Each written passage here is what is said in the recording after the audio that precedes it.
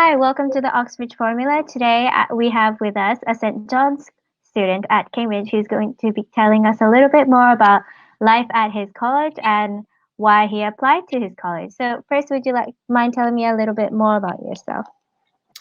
Hi, so for your listeners, I'm Nick. I've just finished my time at St. John's. I was on a 3-year course studying classics, which is Latin and Greek in the ancient world. And I'm about to go off into the world in the era of coronavirus. Yeah, very scary. I'd just like to start off on this first question, which is obviously everything about this interview will be your personal opinion, but what would you consider to be the defining characteristic of your college? So I'd say the defining characteristic of St. John's College, Cambridge, is the fact that it's a college that achieves in every single extracurricular and academic discipline just to a standard that's beyond any other place that I've known and seen.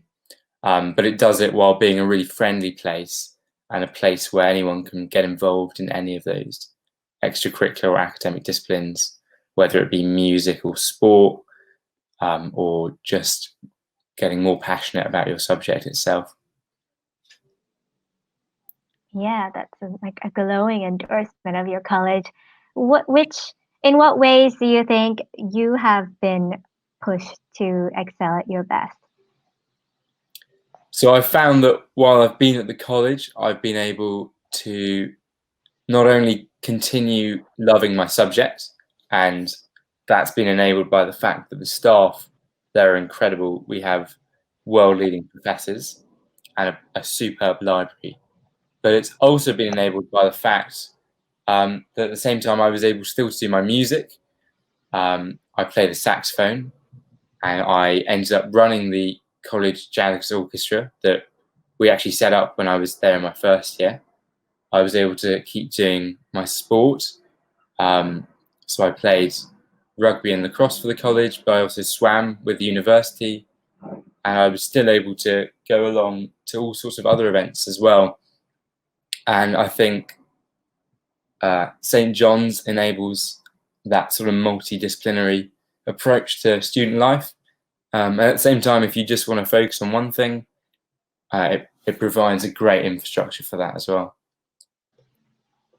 Yeah, it sounds like you did quite a lot of societies and activities within college as well. So, I guess, would you consider rugby to be like the predominant sport of your college?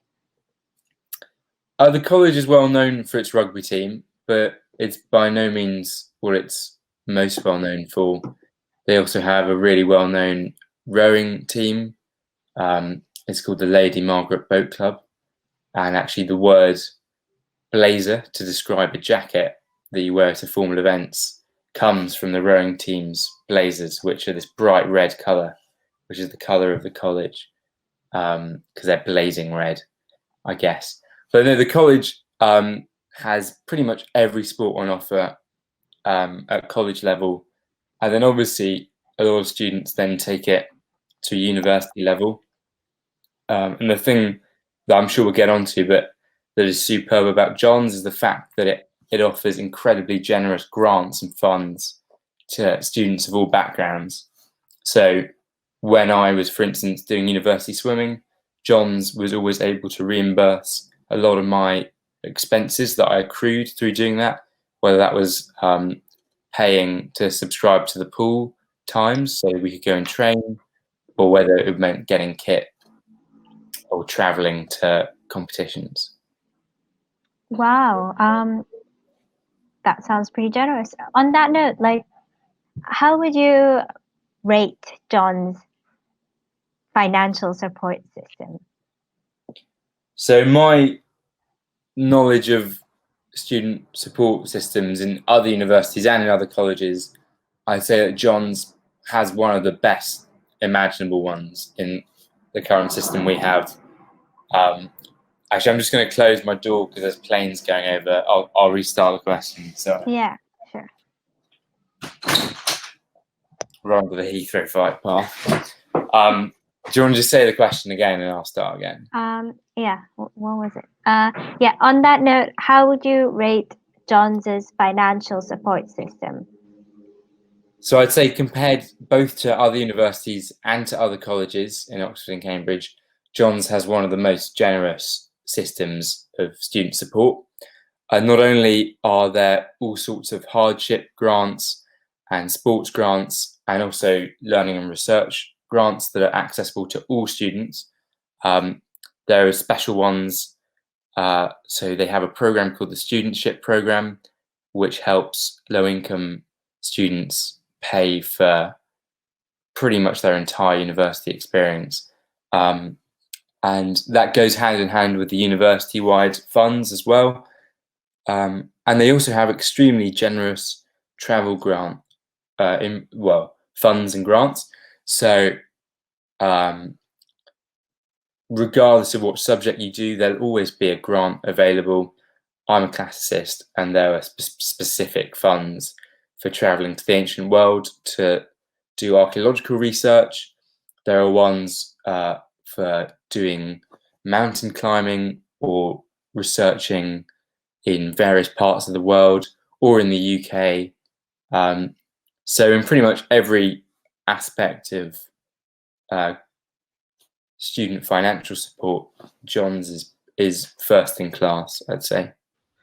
Yeah, those archaeological digs sound really interesting. Have you ever taken them up and done something?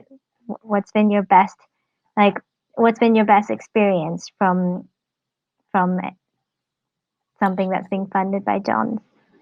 So I'm hugely keen on archaeology. Sadly, the one summer that I was going to go on one, it coincided with something I couldn't miss. But I was funded by the college and by my faculty, two separate ones, to travel to Italy to go and research some ancient sites for my course and for some of the research I was doing there. So it covered the cost of traveling there and the cost of accommodation, and there was like a certain amount for daily food expenses as well.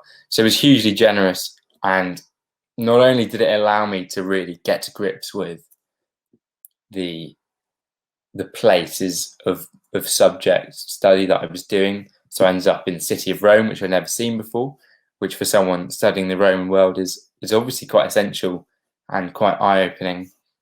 It also allows you to get even more passionate about your subjects and to just enjoy the whole thing even more.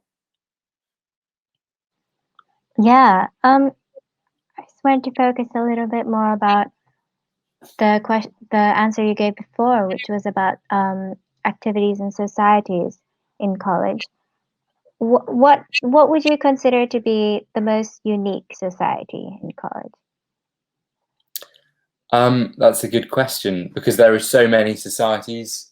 There are naturally a lot that are quite unique. I mean, there's a few aspects of college that are seriously unique. So one of them is the choirs that we have in college. There's a choir called the John's Gents, and they're one of the best all-male voice choirs in the world. And they pair up with a school that the college funds as well, that has younger boys, and they sing every evening an evensong in the college chapel. There's also about 3 or 4 other choirs just within college that are for mixed voices, that are for female voices, and I think that range of cool opportunities is pretty unique. But that's just one small facet. I always loved that there was a chess society that was run by a guy who'd won University Challenge, and when every year John's will have there'll be a university-wide societies fair, but there'll also be a college-specific one for our college, and all the societies go and sit in a big hall, and the new students come in and find out what societies are on offer. And I run the jazz Society or the jazz bands, and I always end up sitting next to the guy that runs the chess society, and we have a chess match while we wait for people to come around and ask us questions. Yeah, it sounds like really fun. On that note, like, what was your first impression of college in Freshers Week? What? Yeah. So when I arrived in Freshers Week, the first impression you get of the college is the incredible, well, there's two aspects. You get the impression of the incredible breadth of history that you've just stepped into, but also the incredible cutting edge research and just constant activity that goes on there. So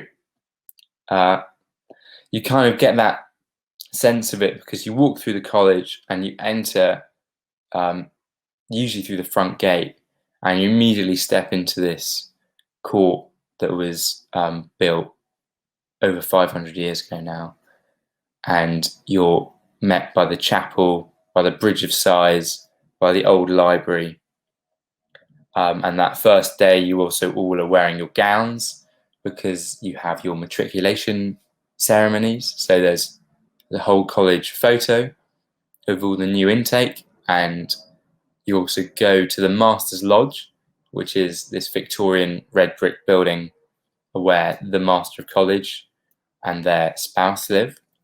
And you go and meet them and you sign a book that has been signed by every new undergraduate who's matriculated ever since the first batch in, I think it was 1511 or something. Yeah, that sounds like a lot of tradition and history behind St. John's. Yeah, and the reason that's interesting is not just because it's sort of enthralling, but also because it gives you a sense that what you're stepping into is greater than you. It's not just about your lifetime, it's about the past and the future, and how you and your contemporaries can improve the world. And you can see that because of the long history and the impact that the college itself and the people that have been there have managed to have on the world. Yeah. Oh my gosh. Sorry.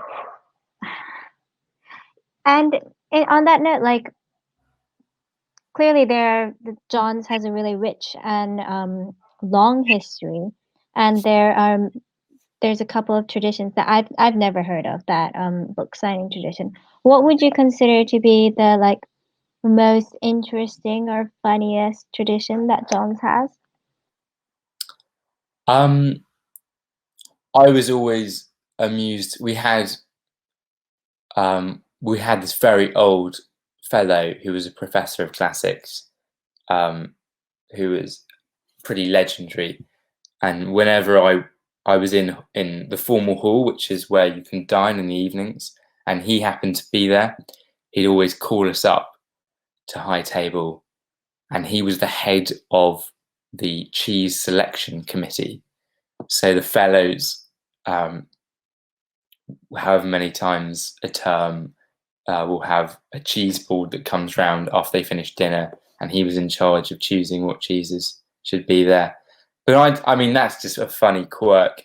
The most incredible bit of college history is that despite the fact that women were only admitted to college in the late 20th century, all of the major benefactors of college were female from its very inception. So the boat club, Lady Margaret Boat Club, and actually I know you're at Lady Margaret Hall.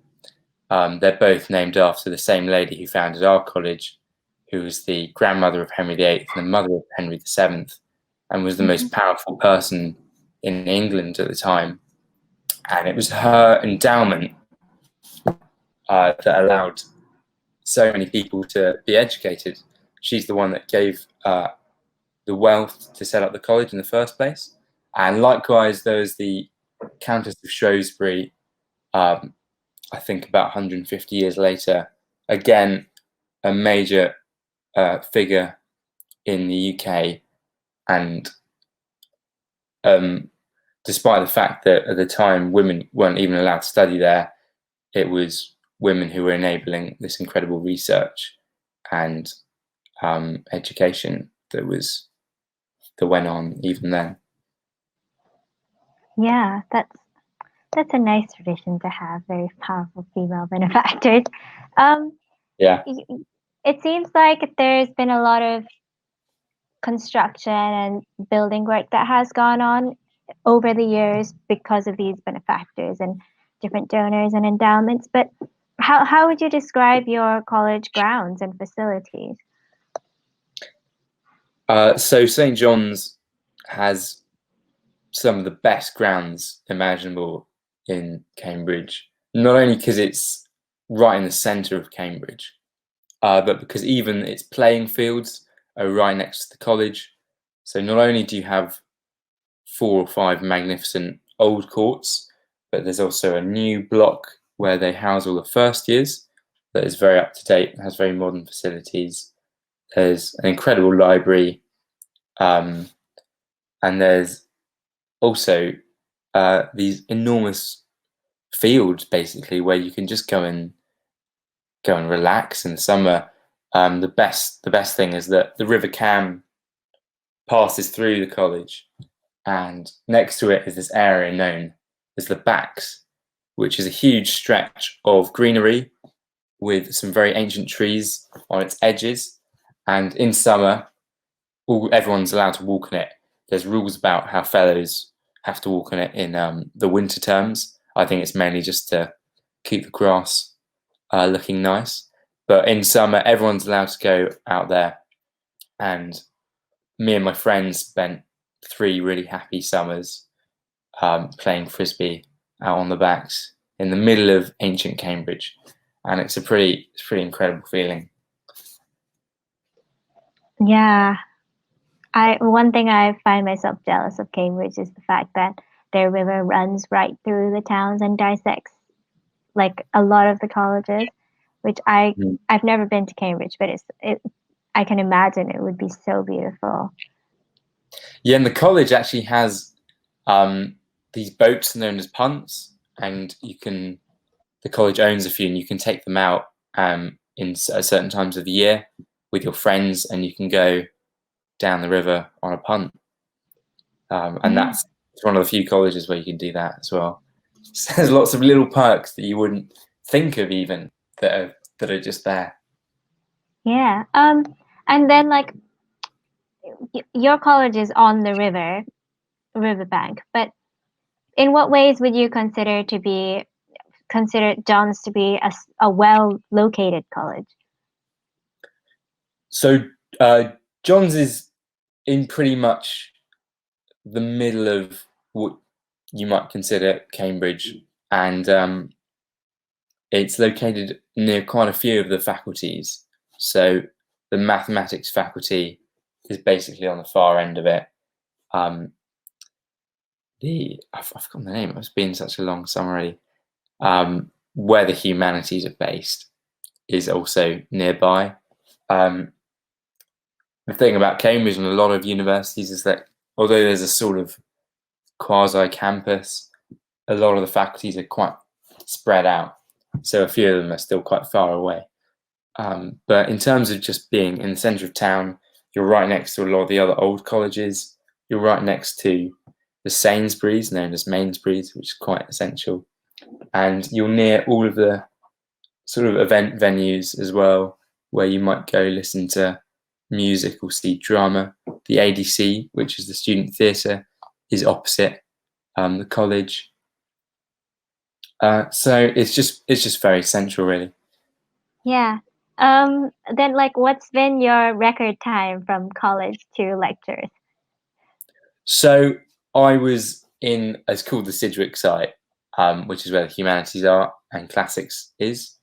And I actually, if you want to go really fast, you get a bike and you cycle, and that only takes about 4 minutes, maybe 3 minutes. But I always really enjoyed the walk because the space in between those two places is the Backs, and all through the year you can walk from college to the faculty and you'll basically be walking through a changing natural landscape. And in winter, you've got these frost-covered trees, the river's a bit icy, the dew sort of freezes on the grass, and when spring comes, everything bursts into life. You see stags sometimes in the gardens, you see little foxes and rabbits, and loads and loads of species of birds, and it's a great experience to just be able to walk to your lectures. Yeah.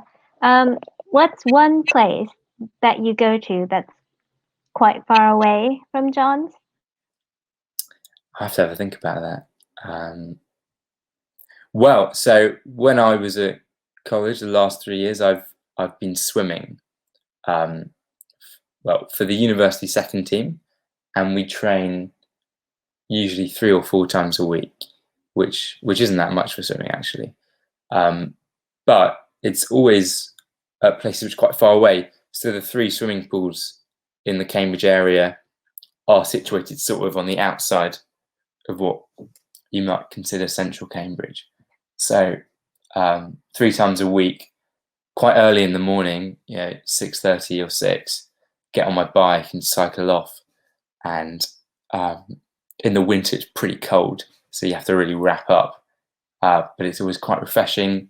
So that's probably the furthest that I tended to go on a regular basis. And it was about a 10-15 minute cycle. So even there, it's all so close. It's not like being in a major uni city. You're in one of the most picturesque little country towns in the whole of the UK. Yeah. And I just want to focus a little bit on accommodation at your college. So could you walk me through maybe the process of getting accommodation? Is it, guaranteed for all your years, or is it balloted? Is it banded? Just, walk me through it. So John's has a very generous system of accommodation whereby you can be accommodated in college all 3 years. And that's obviously great because it means that you benefit from the student discount rate that's built in to the accommodation fees. John's also has a slightly archaic system. It's one of the few colleges where at the end of the year, your accommodation will be determined by the grade that you get. So I'll explain that because it's not entirely true.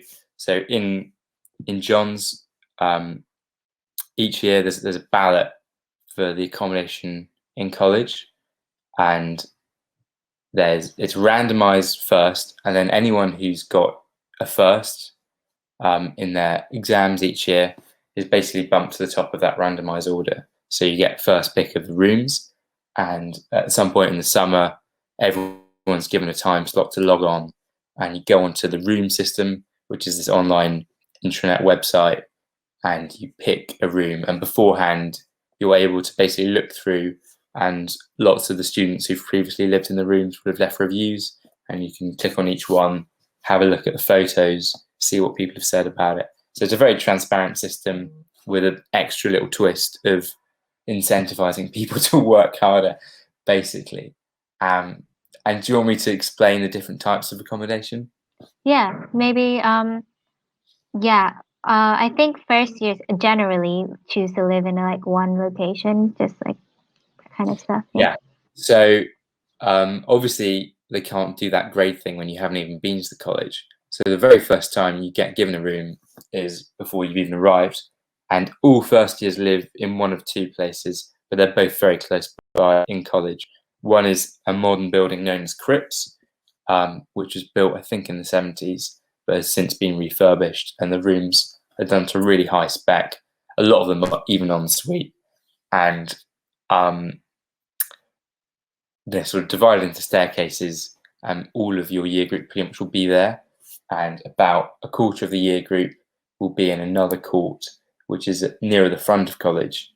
And there's the rooms themselves are a bit older, and they're a bit quirkier. They're sort of oak panelled. Some of them are a bit darker. Some of them are known as double sets, and I'll get onto that.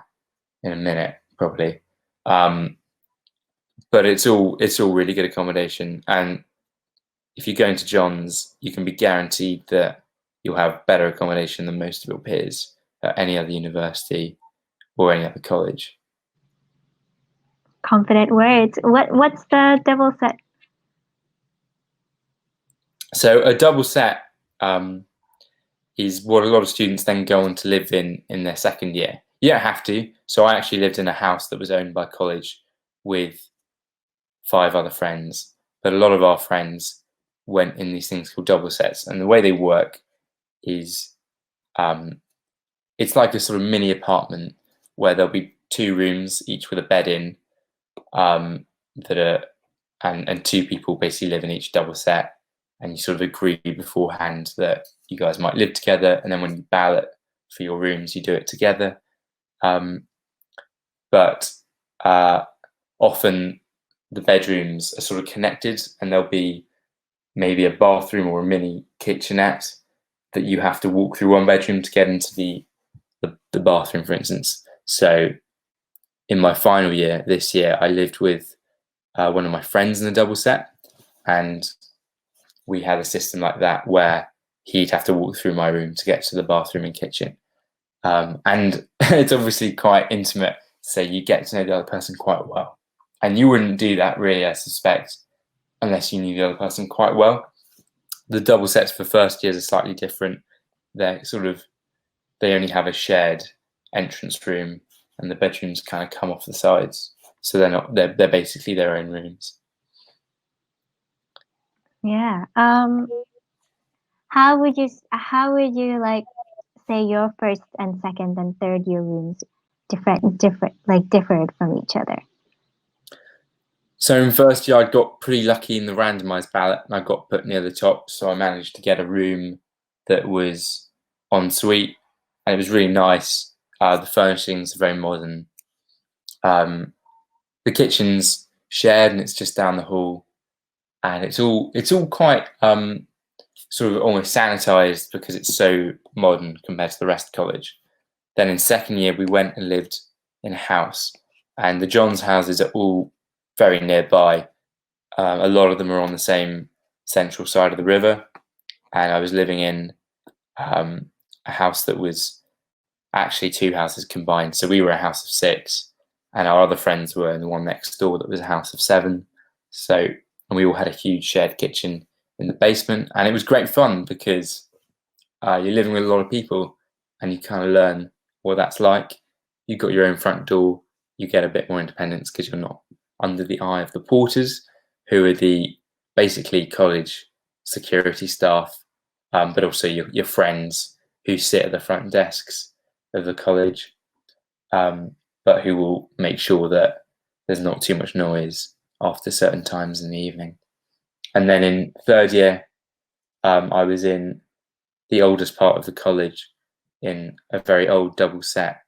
And hilariously, now and again, we didn't always lock our door, and I'd be sat in my room working, and I'd hear a knock, and I'd assume it was the person I lived with, and I'd say, "Come in," and I'd look around, and it would be someone completely different. It would be a 70-year-old, and they'd come in and say, this used to be my room. Can I have a look around?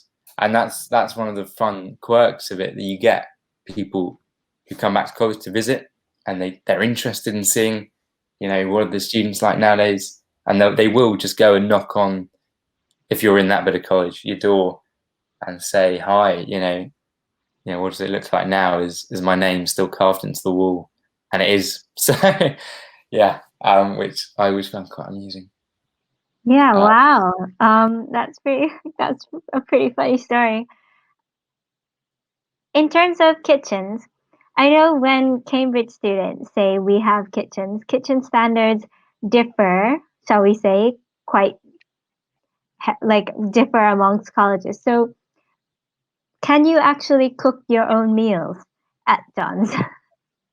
Yeah, it's a great question, because when people say kitchen, they might mean a sink, or they might mean an oven and a hob. So in first year, there are no ovens, but there are really good kitchens. There are loads of hobs. There are microwaves, kettles, great fridges, loads of freezer space, lovely counters. It's brilliant. In the houses, you get ovens, which is a big plus, but there tend to be fewer other applications like utensils, but still fully functioning hobs. And in fact, if anything ever breaks, there's a hotline to the college maintenance team. They're brilliant. They're really friendly, and you can just fill in a form on the website, and they'll be there the next morning. They'll fix whatever's broken. So we had an oven that stopped working, and the guy came around the next day and sorted it out. And then in third year, I was in this double set where you have your own sort of mini kitchen, and that was probably less functional. There was only one hob. It was very old. We had to bring our own kettle and toaster. But if you're just doing it off kitchens, you'll always be able to find college accommodation in John's that has pretty good kitchen areas. And for the people who don't or cannot cook, what's the food like at John's? So John's has not only the old formal hall, like a lot of colleges have, where you have dinner, but they also have a canteen that they call the buttery. It's just an old word that means canteen. And it's great. It's really good. Again, the staff are brilliant. They're so friendly. And twice a week, there's a roast. Every morning, there's a full English breakfast if you want it. The prices are pretty reasonable for the standard of the food. There's always a vegetarian and vegan and any option you want, pretty much. You can ask. They'll do stuff for you if there's nothing available. And it's open at I can't remember the opening times, but they're pretty long. So it's pretty rare that you'll go and it's not open when you need it. And if you just want a sandwich, there's a sandwich bar with pre-packaged meals as well. But they do brilliant hot food. And I mean, I probably did half and half. Did half my meals in my room, and I'd do maybe like dinner every other day in the canteen. And when you're young in first year, it's a great way to meet people as well and socialise. And the other thing to say is that the old hall, the formal hall as they call it, is perhaps the best one in all of Cambridge and Oxford. I'd obviously say that that's hugely relative, and that's the one thing that I wouldn't probably stand by, because a lot of them are brilliant. And actually the food's always a bit variable. You never quite know what you're going to get. But what you can be guaranteed is that for about, I think it's £7, you get a 3-course meal. For £10, you get wine as well. And there's every dietary requirement option under the sun that you could possibly want. And it's an incredible experience. You can take guests. You usually can take up to 3, but if you want, you can ask permission for something like 8 or 10. And it's brilliant. And people will often do their birthdays in formal hall in first year. They'll invite whoever they want, and you'll all book in on the same day. And you go along and you get basically an incredible 3-course meal for student prices. Yeah. I'd say that people go to that quite regularly. I went once, probably every week or two. Some people go 2 or 3 times a week. Some people don't go at all. I wouldn't recommend doing that because you won't get a chance like that again. Yeah, I was just wondering, what's been the best thing that you ever ate at John's? And on the flip side, what's been one item on the menu that you would definitely skip if you saw? So there is a dinner every year that the college lays on for free for everyone who's a scholar of the college. And what that means is that you've basically got a first at some point in your time there. And they invite you all, and it's called the foundation dinner because it's all the members of the foundation of the college. So the fellows, the master, some of the benefactors, and the scholars. And those meals are just incredible. They're 5-course. There's a different wine with every course. And you have the John's choir singing at some point in the middle. And it's all just for free. And yeah, it's quite an experience. The funniest thing we've had, they do this thing that's, I think, what is it? It's sort of like a little souffle, I think you'd call it, with a shot of the beer Guinness. It's a bit weird. I like it, but most people would avoid it. Yeah. What's one thing, sorry, on the menu that you would avoid? I mean, it's all pretty good. Let me just have a think. What would you avoid? I mean, it's actually not that bad. There's a thing called a chicken supreme, but it's such a regular feature that eventually you just avoid it because you don't want it anymore. You've had it too many times. But that's really tasty. There's nothing I'd avoid in particular. There probably is. I can't remember right now. But I have to say that the standard of the food there is pretty incredible. Yeah, and just to pivot focus a little bit, I know colleges always host a ton of different events for students. And I was just wondering if you could tell me, out of all the events college has hosted, what's been your favorite, and maybe could you tell me why? Yeah, definitely. So, anything. There's actually two that are pretty close contenders. One, they're both quite sad events, really, but they were done so beautifully that they're hard to forget. One was we had the most brilliant master of college, who's a guy called Chris Dobson. He was a leading scientist in his field, and he was just a great guy who knew every student by name, was really friendly, and would attend everything. And he was meant to finish his tenure when I was graduating, but he actually died a year early, really quite suddenly, of cancer. And the college put on the most beautiful memorial service I've ever seen. And he was a huge fan of the choir, the John's Gents, and they all loved him. And they sang the Fauré's Requiem, which is one of the most beautiful pieces that I know of.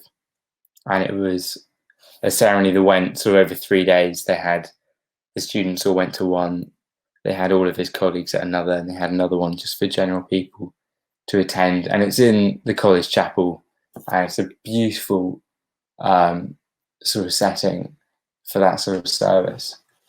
So that was really memorable.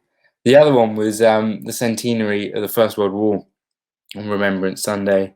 Again, you were just sat in the oak panelled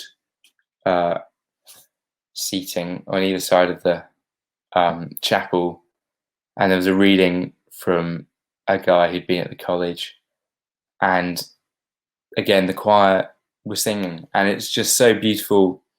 You're kind of lost for a bit in the moment of the music just washing over you. So I'm not going to forget either of those anytime soon. Yeah.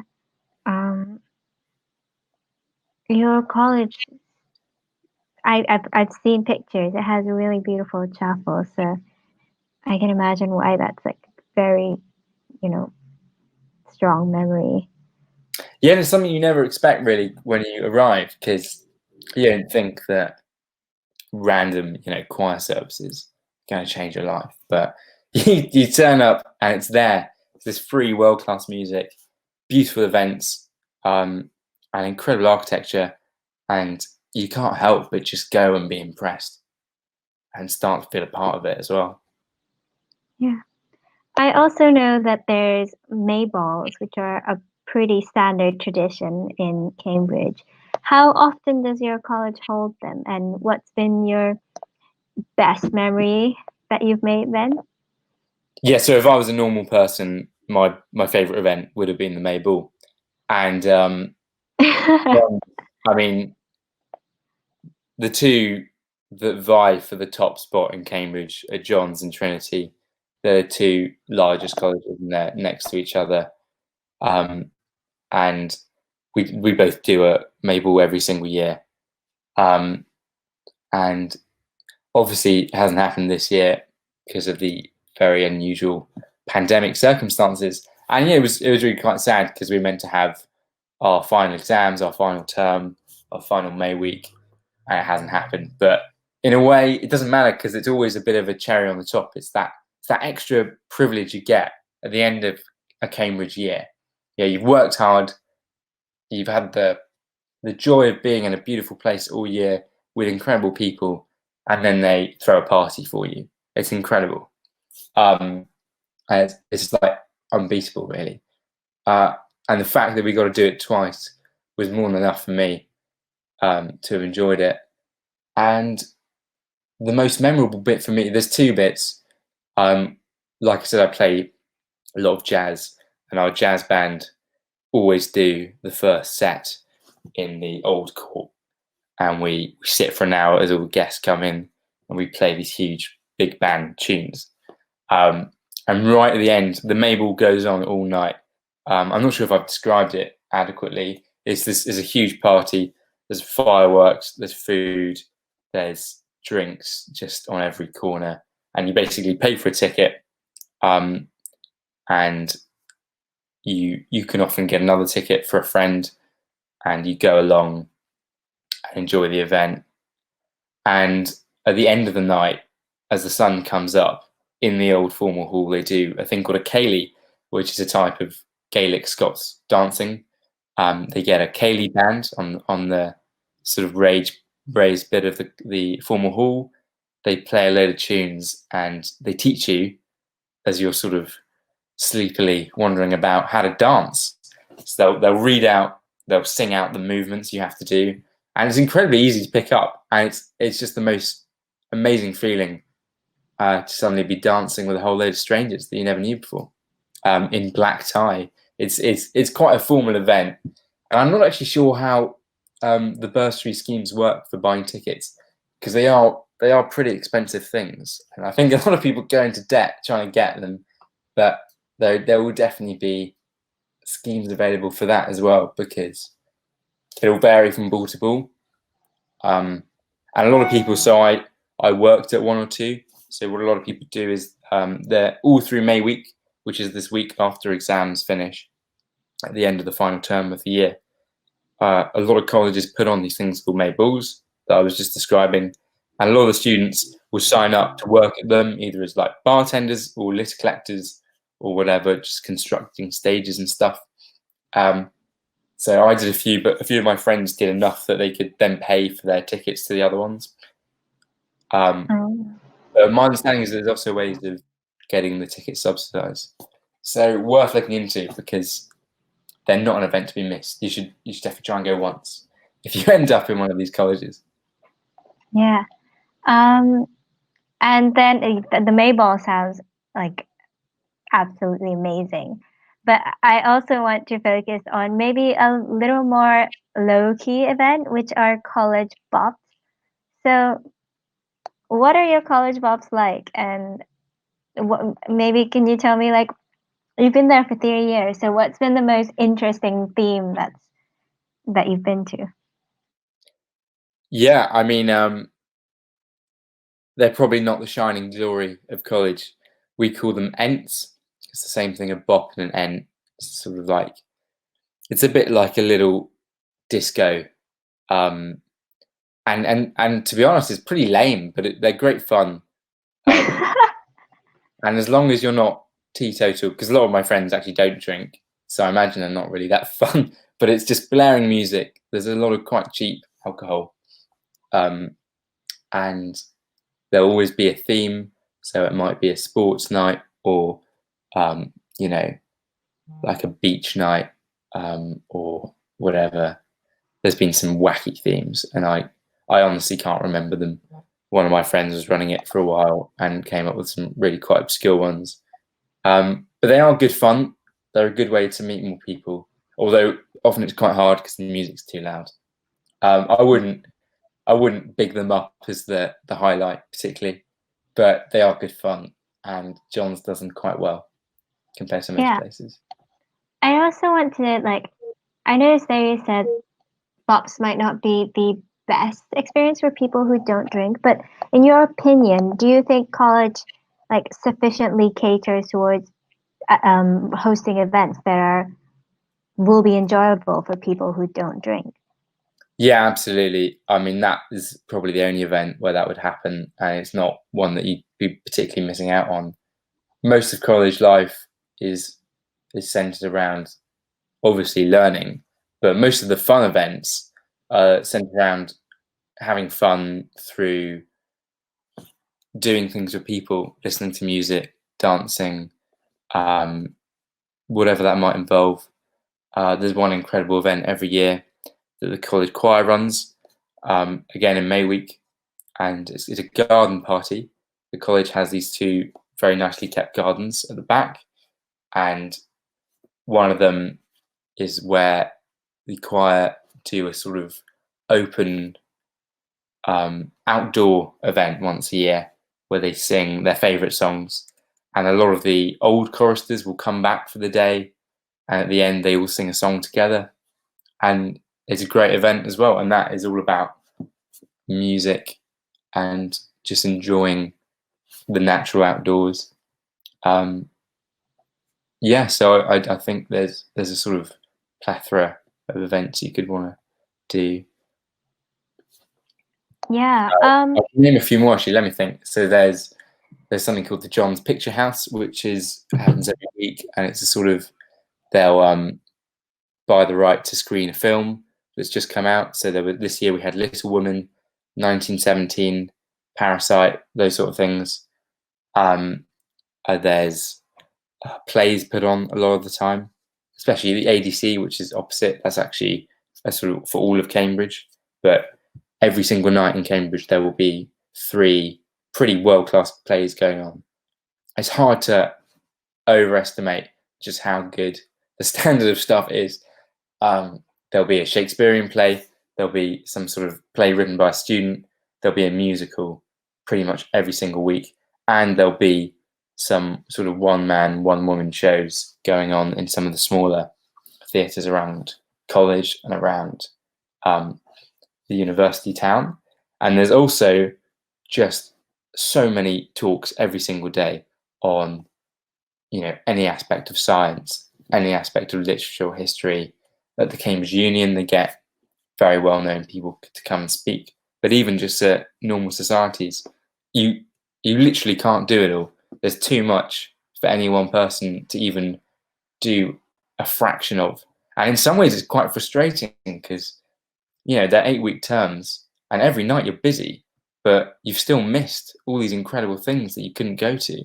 And I think you've just got to make the most of it and try and do as many as you can, because you will never be short of things to do. If you look hard enough, it's all there. Yeah. You don't even have to look that hard, actually. It's just staring in the face. So I have no doubt that regardless of your preferences, you will find things that you will love and enjoy and be amazed by. Yeah. I also find that too. Like every time I see some very interesting event on Facebook and I click, I'm like interested in it. There's always a clash on the events calendar, and I have to like choose which one I want to go to. Which is when the best talks are. They're always at the same time. Really annoys me. Yeah. Obviously, there's like the massive social and like extra learning that goes on at places like Oxford and Cambridge. But I was just wondering, like,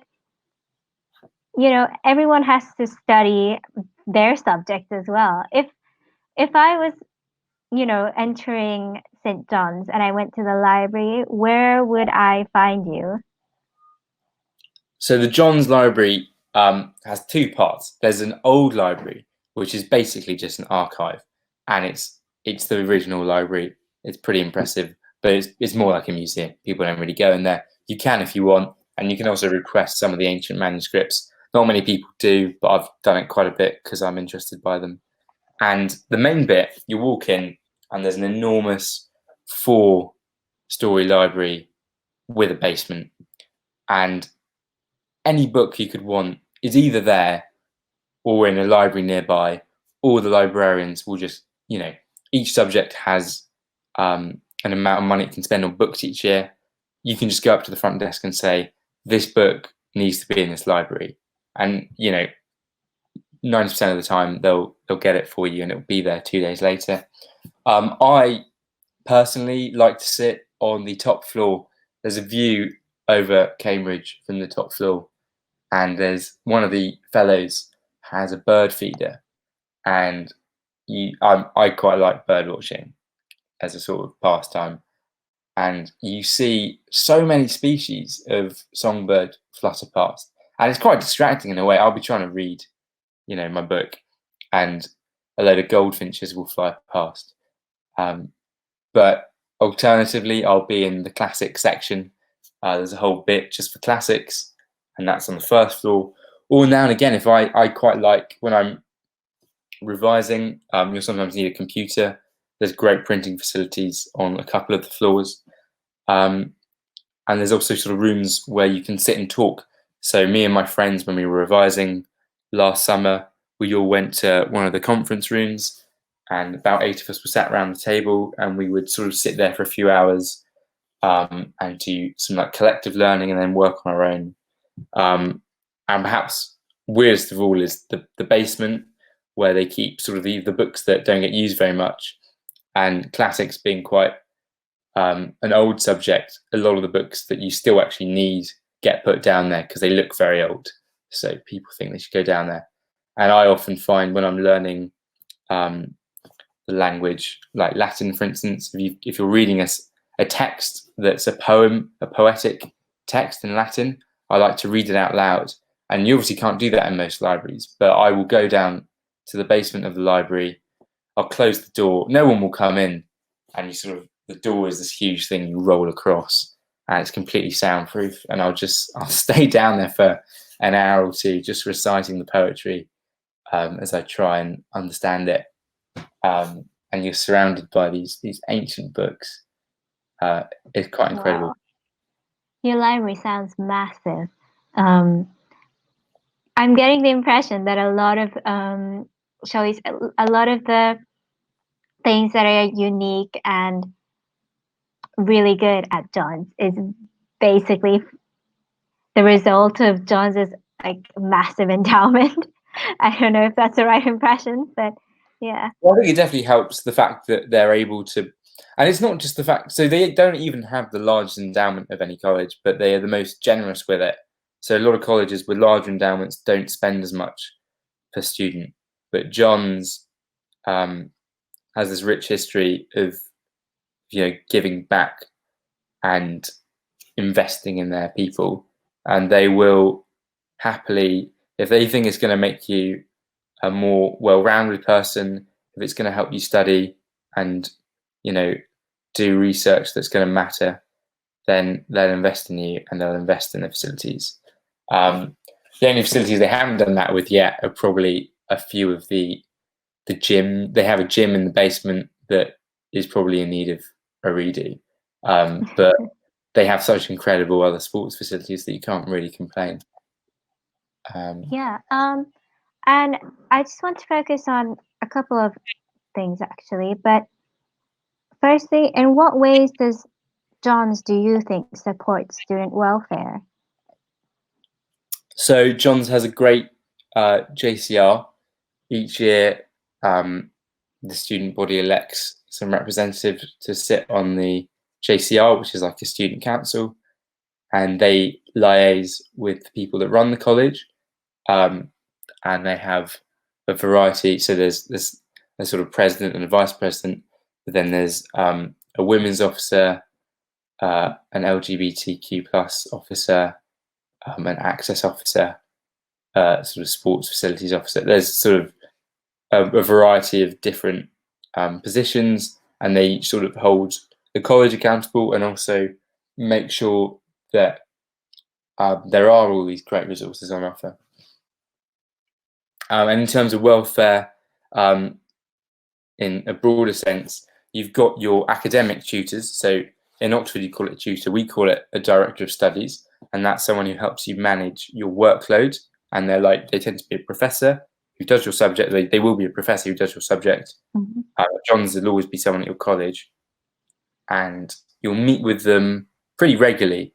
Often you'll have supervisions with them, but at minimum you'll meet with them twice a term to discuss how it's all going.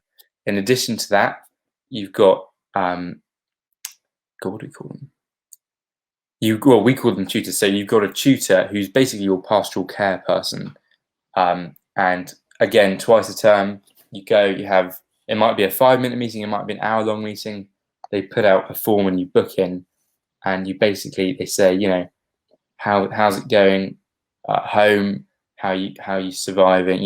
Is it going all right? Do you need some support from the college in any way? Can we help you do whatever? And they will make efforts, often extraordinary efforts, to help you if you're having problems of any sort. They'll help you discuss workload with your supervisors. They'll help you work out how you might do exams if you need some support there.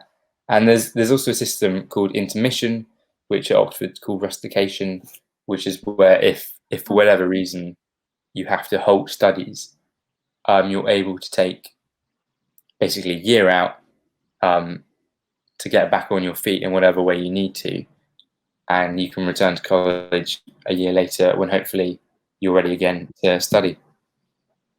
Yeah, that sounds like they do quite a lot.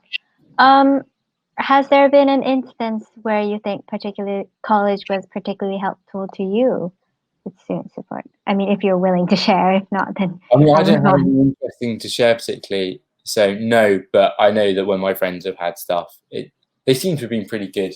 I'm sure people would experience very a lot. So I haven't got anything interesting to say on that. Yeah. And like one other thing that I think is, always a conversation to be had when you're talking about Oxbridge colleges is the college's diversity, like the diversity of its student body, as well as the college's attitude to diversity.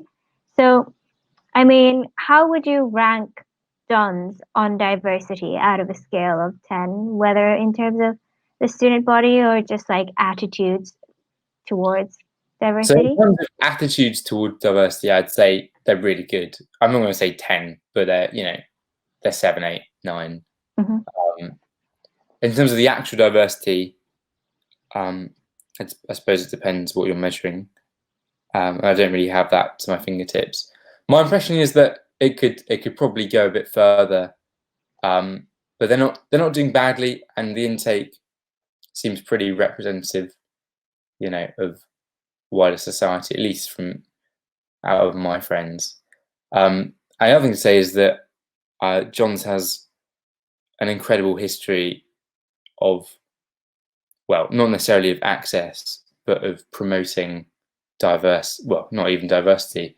The key thing is that a lot of, in terms of, for instance, so there's been a lot at the moment in the news about Black Lives Matter, and a lot of colleges have done sort of research into their history with the slave trade and that sort of thing.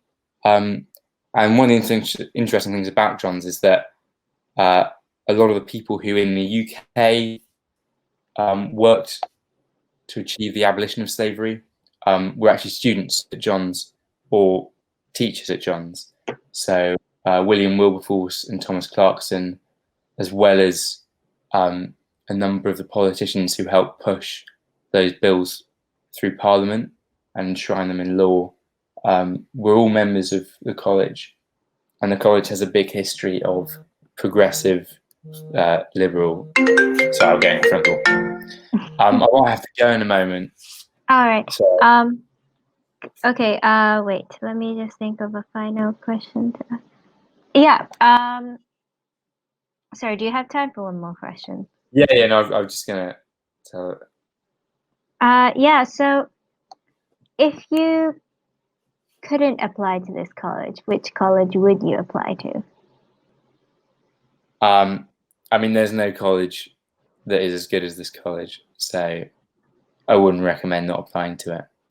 And to be honest, it's so far above every other college. This is me talking rubbish, but that any other college is pretty much equal compared to it because it's just that much better. Okay. Honestly, I don't know. Yeah, I don't know where else I'd go because I wasn't actually meant to go to John's. I was going to go to one called Pembroke, which I thought was great, and it is great. But in retrospect, it's just nowhere near as good as John's. Just on all these metrics in terms of their willingness to support students financially, in terms of welfare, and just the access to facilities and extracurricular stuff, all of it. I mean, every college has that. John's just does it that extra bit better.